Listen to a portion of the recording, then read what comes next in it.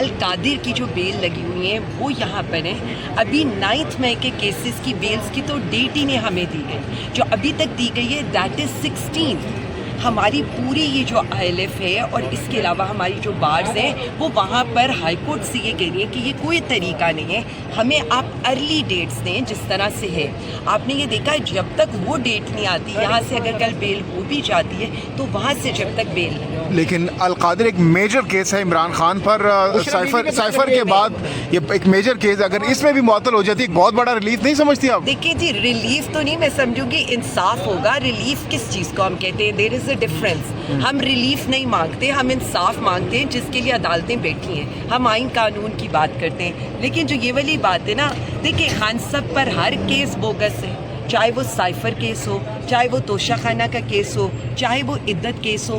پہلے بھی یہ تو صرف لنگر آن ہو رہی ہیں چیزیں, جو لنگر آن ہو رہی ہیں وہ آپ کو نظر آ رہی ہیں. میڈم پنجاب میں کیا تیاری ہے احتجاج کی آپ لوگوں کی, اگر کال دے دی جاتی ہے 1-2 دن میں؟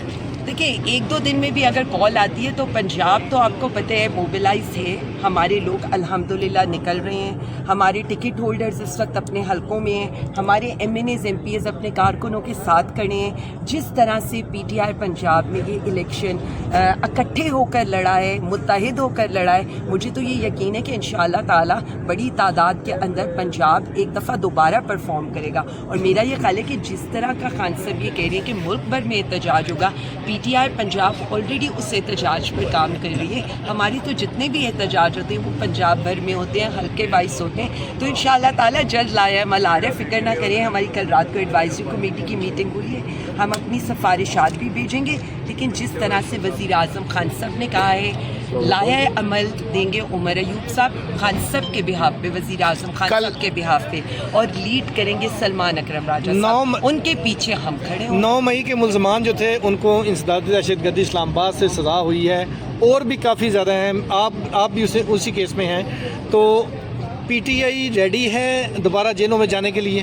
دیکھیں مجھے یہ لگتا ہے کہ آپ نے 3 سال میں جتنی فسطائیت, جتنا ظلم کر لیا ہے, اس کے بعد جیلیں, عدالتیں, یہ FIR 780 یہ خود آپ نے مذاق بنا دیے. PTI کا کارکن اس دن بھی آپ نے دیکھا ہے, حالانکہ یہ جس طرح سے ہوا, جتنی بدنیتی سے ان کو پکڑا گیا, اس کے باوجود بھی وہ نعرہ ایک ہی لگا رہے تھے, جب لوگ ہتھکڑیاں چوم کر باہر آ رہے ہوں تو ان کے لیے سزائیں کیا میٹر. اچھا اب عالیہ حمزہ صاحبہ یہ بتائیے گا کہ لاسٹ ٹائم 26 نومبر کو جب احتجاج تھا تو ہم نے دیکھا کہ ملک بھر سے KPK سے اسپیشلی لوگ آئے تھے, کارکنان, لیکن راستے بند ہونے کی وجہ سے پنجاب کے لوگ اس طریقے سے نہیں پہنچ سکے تھے اسلام آباد جس طریقے سے پہنچنا چاہیے تھا. آپ کی بات بھی, اگر راستے بند کر دیے جاتے ہیں تو کیا اسٹریٹجی ہوگی, کیا کوئی نئی حکمت عملی بنا رہے ہیں راستوں کی بندش کے باوجود بھی یہاں پر پہنچنے کی؟ دیکھیں ایک یہ پلان کر رہے ہوتے ہیں, ایک ہم بھی تو کچھ پلان کر ہی رہے ہوتے ہیں نا. ظاہر ہے ہم نے بھی اپنی چیزوں سے سیکھنا ہے, ہم نے بھی تو اپنے لوگوں کو, اگر جیسے اس دفعہ ہم RO آفس کے باہر جب ہم بیٹھے ہیں تو ہم بالکل پرامن تھے, 26 نومبر کو بھی ہم پرامن تھے. مسئلہ یہ نہیں ہے, مسئلہ یہ کہ احتجاج بھی ہوگا, گلی گلی میں ہوگا, شہر شہر میں ہوگا, نظر آئے گا.